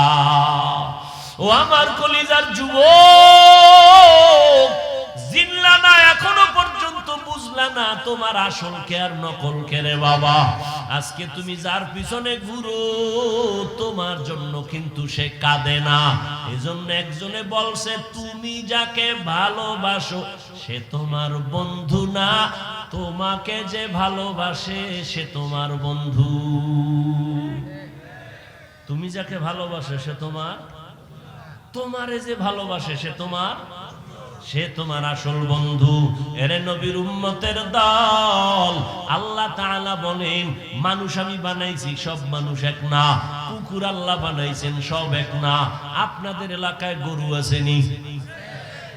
আল্লাহ সব গরু বানাইছেন, সব আল্লাহর মখলুক, সব গরুর দাম নাই। কিন্তু মুসা নবীর সাথে যেই গাভীটার সম্পর্ক, এটার দাম বেড়ে গেছে, জান্নাতে যাবে। পিপিলিকা আছে না নাই? সব পিপিলিকা আল্লাহর বানানো মখলুক, সব পিপিলিকার দাম নাই। সুলাইমান নবীর সাথে যেই পিপিলিকার সম্পর্ক, ওই পিপিলিকা আল্লাহর জান্নাতে যাবে। এই জমিনে আবার আল্লাহ উট আর উটনি বানাইছেন, কোন উটনি আর উটের দাম ওই পরিমাণ নাই। রহমতের নবী যেই উটে সওয়ার হইছেন, ওই উট জান্নাতে যাবে। ওরে আল্লাহর বান্দা, সালেহ আলাইহিস সালামের পাহাড় থেকে বেরিয়ে আসা উটনি আল্লাহর জান্নাতে যাবে। এরে নবীর আশিক উম্মতের দল, ভালো করে বুঝো, এই আকাশের খোলা জায়গায় কত পাখি উড়তেছে, কত সুন্দর সুন্দর পাখি, একটারও মূল্য নাই। ওই সুলাইমান নবীর হুদহুদ নামের পাখিটা আল্লাহর জান্নাতে চলে যাবে। মানুষ তো সব আমার আল্লাহর বানানো মখলুক, সব মানুষ আমার আল্লাহর জান্নাতে যাবে না। এইবার বুঝো মানুষ কাকে বলে, ভালো করে শুনো। একদল মানুষ আছে বংশগত মানুষ, আর একদল মানুষ হলো গুণগত মানুষ, আর একদল মানুষ হলো জন্মগত মানুষ, আল্লাহর আদালতে বংশগত মানুষের কোনো মূল্য নাই, জন্মগত মানুষের মূল্য নাই, একমাত্র গুণগত মানুষগুলো দামি। কেমন দামি? আল্লাহ বলেন আমি এদের বিনা হিসাবে জান্নাত দিয়া দিব।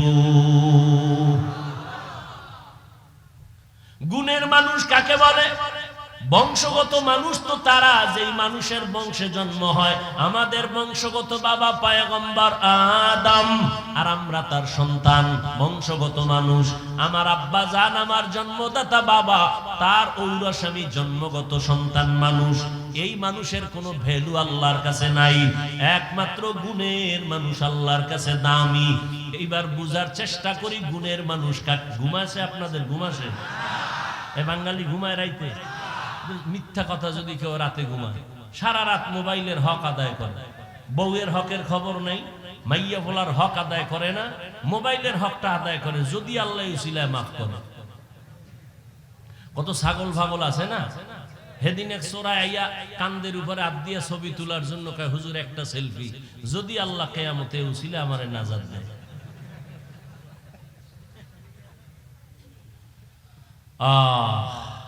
তুমি এখান থেকে বের হওয়া মাত্রই চোখের গুনাহ, হাতের গুনাহ শুরু হয়ে যাবে, জবানের গুনাহ শুরু হবে। এখানে তুমি রহমতের প্যাকেটে আছো, কোনো গুনাহ হবে না ইনশাআল্লাহ। গুণের মানুষ কাকে বলে বুঝো? যেই জিনিস বানানেওয়ালা কোন কাজের জন্য বানায় না, আকামের জন্য বানায়। মনে করেন এই মাইকওয়ালা মাইক বানাইছে একটা কাজের জন্য, বাতিওয়ালা বাতি বানাইছে কাজের জন্য। মনে রাখবেন এটা একটা মূলনীতি, উসুল। যেই বস্তুটা যেই কাজের জন্য বানায়, ওই বস্তুর জন্য ওই কাজ হলো গুণ। ওই কাজটা কি? ধরেন এই মাইক আমার সামনে, ওর কাম কি? আমার কথাটাকে টেনে মেশিন থেকে, ইউনিট থেকে বের করে হরন দিয়া দূরে সরাবে। এক কথায় সংক্ষেপ জবাব কি?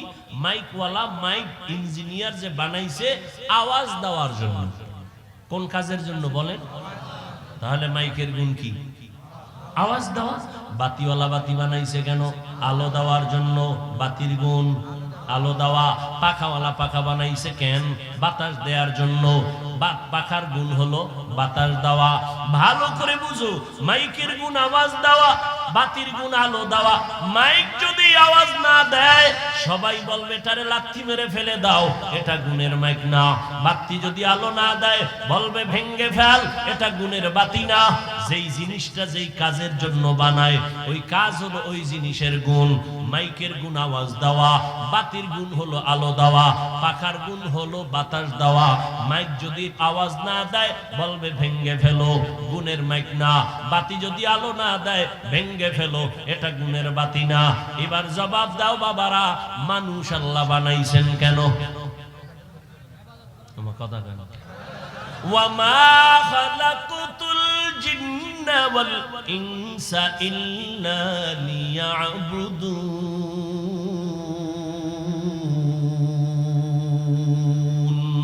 মা খালাকুতুল জিন্না ওয়াল ইনসি বাখা जुज़ इबादत निस्ते मक़सूद अज्जाहा। আল্লাহ তাআলা বলেন আমি মানুষ বানাবার একটাই কারণ ইবাদত। বলেন মানুষের বানানোর কারণ কি? ইবাদত। মানুষ বানাইছেন ইবাদতের জন্য। এবার আমাকে আপনারাই জবাব দেন, মানুষের গুণ কি? বলেন। ইবাদত করা। এখন ইবাদত কি? মসজিদ আর মাদ্রাসা, এটা ইবাদত। সারা রাত যায় নামাজে তাসবিহ টানো, দিনের বেলা রোজা রাখো, এটা তোমার ইবাদত না, এটা ইবাদতের অংশ। বান্দা তুমি জীবনে যা করবা, যা বলবা সব ইবাদত। খানা খাও ইবাদত, তুমি ঘুমাইবা ইবাদত, বাথরুমে যাইবা ইবাদত, জীবনে তুমি যা করবা সব ইবাদত।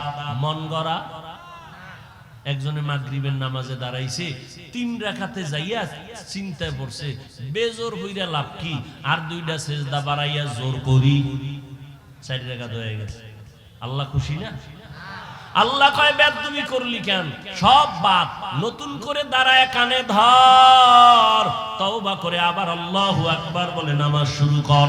জীবনে যা করবা সব ইবাদত হতে হবে আল্লাহর সন্তুষ্টির জন্য, মদিনাওয়ালা নবীর আদর্শ অনুযায়ী।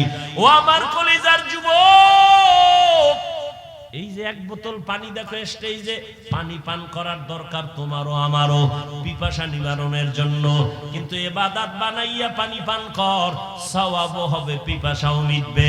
কেমনে? কষ্টের কিছু না। তুমি কেমনে পান করো? বাম হাতটা নিয়ে লাগায় দেবা বোতলে, ডান হাত দিয়া মুখা খুইলে একটা টান মারবা বাম হাতে, আধা লিটার নাই। আমি এটাকে ইবাদত বানায় পান করব, ডান হাতে বোতল ধইরা বাম হাতে মুখাটা খুইলা আমি বোতলটা মুখে দিয়া একবারে পুরাটা পান করব না, তিনটা স্টেপ দিয়া আমি পান করব। 3 নিঃশ্বাসে পানিও পান হবে, ইবাদত হবে, ইবাদতের পরিণাম ফল বিনা হিসাবে জান্নাত। জুতা তুমিও পরো, আমিও জুতা পরি, ইবাদত বানায় জুতা পরো। কেমনে? কষ্টের কিছু না। তোমারে কে বলছে ইসলাম কঠিন? বড় সহজ, তুমি মানতে জানো না। জুতাটা পরতে গিয়া ডান পাও ডান জুতায় আগে ঢুকাও, এরপরে বাম পা বাম জুতায় ঢুকাও। দোনো জুতায় পাও যখন ঢুকলো, লেভেল পজিশনে রাইখা কদম দেওয়ার আগে ডান পাও দিয়া কদম শুরু করো, এটা সুন্নাত। বাথরুমে তুমি যাও, আমিও যাই, ইবাদত বানায় বাথরুমে যাও। খালি পায়ে বাথরুমে যাইবা না, খালি মাথায় কখনো বাথরুমে যাইও না, কারণ নবী বলেন বাথরুম হলো জিন শয়তানের আড্ডাখানা। ওখানে গিয়া মানুষ অ্যাক্সিডেন্ট হয়, বুক ভেঙে যায়, মাথা ফেটে যায়। জুতা ছাড়া যাইবা না, খালি পায়ে যাওয়া নিষেধ, খালি মাথায় বাথরুমে যাওয়া নিষেধ। দোয়া বইরা ঢুকো, কিছু পারো না তো বিসমিল্লাহ বইলা ঢুকে যাও। বাথরুমে গিয়া যখন বসবা, বাম পায়ের উপরে ভর করে বসবা, সুন্নাত। কোন পা? বাম পায়ের উপরে। হাঁটুর উপরে কাপড় উঠাবা না, এটা নবীর সুন্নাত। বাথরুম কমপ্লিট করে বের হয়ে আলহামদুলিল্লাহ বলো, বাম পা দিয়া ঢুকবা, ডান পা দিয়া বের হইবা। বাথরুমও হয়ে গেল, ইবাদত হয়ে গেল। এখান থেকে মোনাজাতের পরে আমার বাবারা সবাই বাড়ি যাবেন, যাইয়া অনেকে ফ্রেশ হবেন। ফ্রেশ কি হবেন? ফ্রেশ হইতে গিয়ে গোসল করবেন, হাত ধুইবেন, চেহারা ধুইবেন, পা ধুইবেন। আমি বান্দাও বাসায় যাই ফ্রেশ হব, তবে আপনার ফ্রেশটায় কোনো সওয়াব নাই। আমি সওয়াব বানাইয়া তারপরে ফ্রেশ হব। আমিও হাত ধুবো, আমিও চেহারা ধুইব, আমিও পাও ধুইব, তবে আমার ধোয়াটা ওযুর কায়দায় হয়ে যাবে। আমি ওযু কইরা গেলাম, এই কোনি পর্যন্ত ধুইলাম, চেহারা পুরাটা ধুইলাম, পা ধুইলাম, ইবাদত হলো আমার, ফ্রেশ হওয়াও হয়ে গেল। আর এই ওযু অবস্থায় ঘুমাও, আল্লাহ জান্নাতের দরজা খুলে দিবেন। খানা খানা আপনারাও, আমরাও তো খানা খাই, কিন্তু বাবা ইবাদত বানায় খানা খাও। নিচু জায়গায় বসো, দস্তারখান বিছায় বসো, দোনো হাতের কবজা পর্যন্ত ধুইয়া তারপরে খানা খাও। যেই প্লেটে ভাত নিবা ওই প্লেটে হাত ধুইবা না, অন্য জায়গায় হাত ধুইয়া বসো। এরপরে খানার প্লেটের ডান দিক দিয়া শুরু করো, লবণ নাও বাম হাতে। কি? বাম হাতে লবণ। সোরা কিছু ভদ্র দেখায়, আমি ভদ্র, কারণ বাম হাত দিয়ে লইলে একটু বাথরুমের ফ্লেভার আছে তো মজা হয়। নিকৃষ্ট মূর্খ, বাম হাতে লবণ লয়, ময়লা লাগে তো বাথরুমের ময়লা, এটা কেমন হইল? মনে করে বুদ্ধিজীবী, বুদ্ধির বও না, আচ্ছা তার পৃথিবীতে শ্রেষ্ঠ বুদ্ধিজীবী কোরআনওয়ালারা, কারণ সব থেকে বড় বুদ্ধির গাইডের নাম কোরআন। আর এটা যার সিনে আছে সে হলো শ্রেষ্ঠ বুদ্ধিজীবী। ভাইরা আমার, এই জন্য কেউ কান্দে, কেউ কান্দে, কান্দতেছে, কেউ খবর নাই। হুজুরদের কোনো টেনশনই নেই, আছে আগেও যেমন, এখনো তেমন, ভবিষ্যতেও তেমন। কারণ আমরা মানুষের গোলাম না, আমরা একমাত্র আমার আল্লাহর গোলাম। কার গোলাম? আর তোমরা আমাকে অনেকের গোলাম বলো না, তুমি কার গোলাম? হ্যাঁ বেটা, আহমদ শফি হাটাজারি শাইখুল ইসলাম রাহমাতুল্লাহ আলাইহি আওয়ামী লীগের কাছে গেছে, কেউ বিএনপির কাছে গেছে। যাওয়াটা তুমি দালাল মনে করো কেন? ওলামায়ে কেরাম যদি যায়, তার রং ঠিক রেখে ইসলামের স্বার্থে যায়। তুমি কোন স্বার্থে দৌড়াও? তুমি যে বড় দালাল, তোর খবর আছে? আলেমের ভুল ধরো না, মানে কপাল বাকিটাও পুরার জন্য। এই বাংলাদেশে যত ঝামেলা দেখো, একমাত্র উলামায়ে কেরামের সাথে বেয়াদবি করার কারণেই হচ্ছে এগুলো। এখনো যারা বেয়াদবি করো, গাট্টি রেডি রাখ, পালানোর সময় জুতাও নিতে পারবি না, রেডি থাক। আল্লাহ হেদায়েত দান করুন। এরে নবীর উম্মত, মানুষের গুণের নাম কি ভুলে গেছেন? 5 মিনিটে মানুষের গুণের নাম ইবাদত।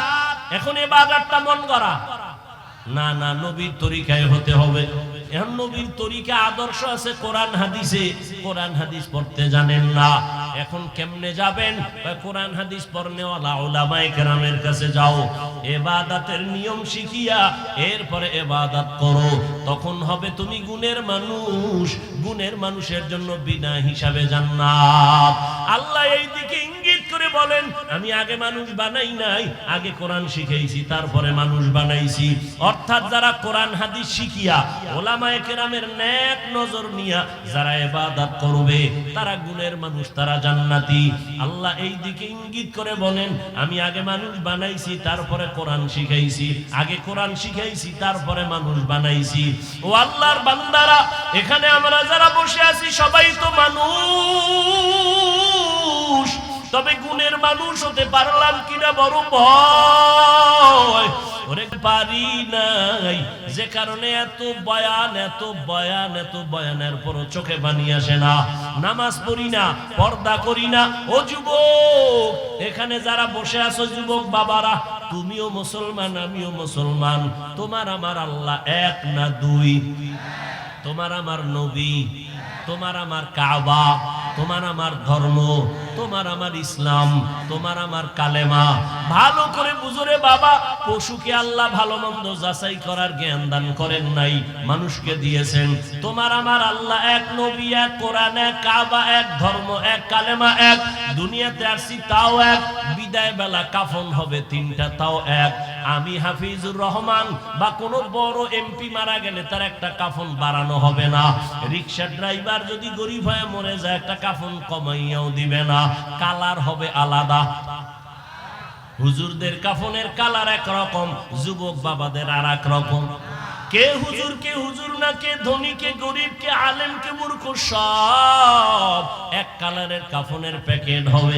আজকে আমি বক্তা যত ভাব দেখাই, আর তুমি যত ক্ষমতার ভাব দেখাও, সাদা কাফনে যেদিন ঢুকবা, ওই দিন সবার ভাবগুলো বন্ধ হয়ে যাবে। ও আল্লাহর বান্দা, কবরের সাইজ হবে এক, ওই কবরে রাখার পরে প্রশ্ন হবে 3টা, তাও এক। রবের পরিচয় দাও, ধর্মের পরিচয় দাও, রাহমাতুল লিল আলামিনের পরিচয় দাও। ও আমার কলিজার যুবক, ওরে তোমার আমার আল্লাহ এক, নবী এক, কোরআন এক, কাবা এক, ধর্ম এক, কালেমা এক। এরপরেও এত বয়ান, এরপরেও কেন তুমি নামাজ পড়তে চাও না? আমি নামাজ ছাড়ি না, তুমি নামাজ পড়ো না। আমি টুপি ছাড়তে চাই না, তুমি টুপি দিতেই চাও না। আমি দাড়ি কাটতে চাই না, তুমি দাড়ি রাখতে চাও না। বুঝি না বাবা, কারণ কি? আমরা ভুলে আছি না তোমরা ভুলে আছো, তারও কোনো খবর পাইতেছি না।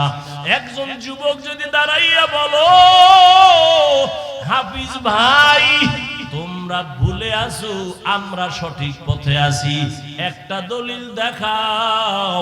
এখন আমি দাড়ি কেটে ফেলবো, নামাজ রোজা বাদ দিয়া তোমার লাইনে শার্ট প্যান্ট টাই পইরা নাচ গান করবো।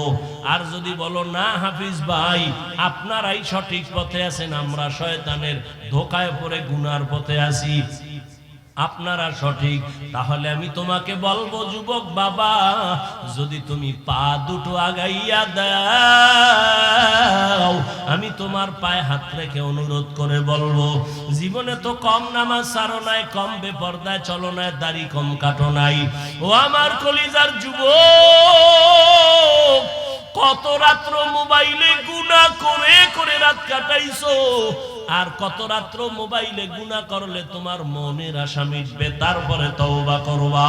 জীবনে তো কম নামাজ ছাড়ো নাই, আর কতদিন নামাজ না পড়লে তোমার মনের আশা পূরণ হবে, তারপরে তওবা করবা। জীবনে তো কম মাইয়ার চরিত্র নষ্ট করো নাই, আর কতদিন চরিত্র বিধ্বংসী কাজ করলে তোমার মনের আশা পূরণ হবে, তারপরে তওবা করবা। এবং এটাও তুমি বলো কয়দিন তোমার আর হায়াত বাকি আছে। ওই করোনায় কত যুবক চলে গেল, ছাত্র জনতার আন্দোলনে কত যুবকের লাশ চলে গেল। এমন একটা দিন নাই গাড়ির নিচে পানির নিচে যুবকের লাশ নাই, ঘুমের ঘরে যুবকের লাশ। কয়দিন আর বাঁচবারে বাবা? আমি তোমাকে এতক্ষণ যত বয়ান শুনাইছি একবারও বলি নাই আমি হাফিজুর রহমান পাঁচকল্লি মাথায় দিছি, তোমরা যদি না দাও কপাল পুরবে, একবারও বলি নাই। আমি কওমি মাদ্রাসার সন্তান, তোমরা যদি কওমিতে না যাও তোমাদের কপাল খারাপ, একবারও বলি নাই। আমি তাবলীগের লাইনের সন্তান, আমি পীরের মুরিদ, ওই লাইনে যদি তুমি না যাও কপাল খারাপ, একবারও বলি নাই। কি বলি এবার শোনো। ও আমার কলিজার যুবক, তুমি স্কুলে পড়ো, কলেজে পড়ো, চাকরি করো, ব্যবসা করো, আলহামদুলিল্লাহ আলহামদুলিল্লাহ আলহামদুলিল্লাহ। স্কুল ছাড়িও না, কলেজ ছাড়িও না, লেখাপড়া করে ডাক্তার হও, ইঞ্জিনিয়ার হও, একজন প্রফেসর হও, একজন ব্যবসায়ী চাকরিজীবী হও। তবে আমার ছোট্ট একটা দাবি, জীবনে বেয়াদব হইও না।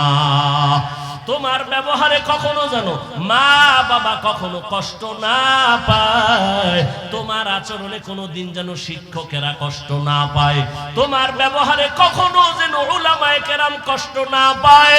কারণ মা বাবায় যদি কষ্ট পায়, বরদোয়া চলে আসলে তোমার জীবন পঙ্গু হয়ে যাবে। শিক্ষকের বরদোয়া যদি নিয়েই ফালাও, লেখাপড়ার জগৎ থেকে হারায় যাওয়া। আলেমের বরদোয়া যদি কপালে লেগে যায় কষ্ট দেওয়ার কারণে, জীবনের চরিত্র আর আদর্শ খুঁজে পাইবা না রে বাবা। এইবার একটু বাস্তবে দেখো, তোমার মতো যুবক জীবনে কোনোদিন মাদ্রাসায় যায় নাই, আলিফ বাতাও শিখে নাই। দেখো স্কুল কলেজে পড়িয়াও নামাজ পড়ে আসেনি, আর কোনো ওয়াজের দরকার নাই। তোমার জীবনের এই শেষ ওয়াজ, বাসায় যাইয়া একা একা ভাববা, আর কোনো ওয়াজ দরকার নেই। শুধু এই পয়েন্ট, আমার মতো যুবক স্কুল কলেজে পড়িয়া যদি নামাজ পড়ে, আমি পারি না কেন? ও যুবক বাবারা, তোমার মতো যুবক রাস্তায় গাড়ি চালায়, নামাজ ছাড়ে না, তুমি কেন পারো না? তোমার মতো যুবক doctor, professor, engineer, OC, DC SP, RAB, army, police, BDR এর চাকরি করে, নামাজ ছাড়ে না। বলো তুমি কেন পারবা না রে বাবা? তোমার কপালে কার অভিশাপ লাগলো? এখনো কেন তওবার দরজায় তুমি ফিরবা না? মনেরে বুঝাইয়া এখনো সময় আছে, তওবা করে নাও। জীবন চলিয়া গেল, আর নামাজ ছাড়বা না, দাড়ি কাটবা না, বেপরদায় চলবা না, মা বাবারে কষ্ট দিবা না, শিক্ষকের কষ্ট দিয়া বরদোয়া নিবা না, উলামায়ে কেরামের দোয়া নিয়া, পরামর্শ নিয়া নবীর তরিকা মেনে চলবা। ও পর্দার আড়ালের আম্মা জানেরা, বোনেরা, আপনাদের সন্তানদের যত বয়ান শুনাইলাম, আপনারা দোয়া না করলে, চেষ্টা না করলে সম্ভব হবে না। এরে আম্মা জান, আপনাদের মতো কত মা এই অঞ্চলে আছে, এখনো আছে, পর্দা করে হালাল ভাবে চলে, মোবাইলে সময় নষ্ট করে না, স্বামীর মাল খেয়ানত করে না, সন্তানগুলো আদর্শওয়ালা বানানোর, গুণের মানুষ বানানোর চেষ্টা করে। এরে আম্মা জানেরা, আপনাদের এত সম্মান, আপনারা কি পারেন না একটা ভালো সন্তানের মা হবেন? সন্তানটাকে ডাক্তার বানাবেন, ইঞ্জিনিয়ার বানাবেন, প্রফেসর বানাবেন, বেয়াদব বানাবেন না। আপনার সন্তান যেন কখনো মা বাবার সাথে বেয়াদবি না করে, শিক্ষকের সাথে বেয়াদবিমূলক আচরণ না করে, উলামায়ে কেরামের পরামর্শ নিয়া নবীজির তরিকা মেনে যেন চলে। ও আমার যুবক বাবারা, ও পর্দার আড়ালের মা বোনেরা, এখনো সময় আছে, তওবা করে নেন। কোন দিন মরণ হবে জানা নাই। ঘুমের ঘরেও যদি আজরাইল আসিয়া পড়ে, ও যুবক বাবা, ঘুমের মধ্যেই তোমার মরণ হয়ে যাবে। হেদায়াতের মালিক আমার আল্লাহ। মানুষ হইছে কিন্তু গুণের মানুষ হইতে পারি নাই। এখনো সময় আছে, ইবাদত করিয়া উলামায়ে কেরামের পরামর্শ নিয়ে রেডি হও। মনে মনে পিছনের গুনাহ থেকে তওবা করো, আল্লাহকে বলো হেদায়ার মালিক, জীবনে গুনাহ তো কম করি নাই, আজকে থেকে তওবা করে নিলাম। নামাজ ছাড়বো না, বেপরদায় চলবো না, মা বাবারে কষ্ট দিব না, উলামায়ে কেরাম মুরব্বিদের দোয়া নিয়ে নবীর তরিকা মেনে চলবো। তওবা করার মতো যদি অন্তর তৈরি হয়, মুনাফিকি না থাকে, খাঁটি তওবার নিয়ত যাদের আছে, দুটো হাত আমার আল্লাহকে দেখাইয়া দাও। আয় আল্লাহ, হাতগুলো কবুল করে নেন, তওবা কবুল করে নেন, তওবার উপরে মজবুত হইয়া চলার তৌফিক দান করেন, আমিন। আলহামদুলিল্লাহি রাব্বিল আলামিন, والصلاة والسلام على سيد الأنبياء والمرسلين وعلى آله وأصحابه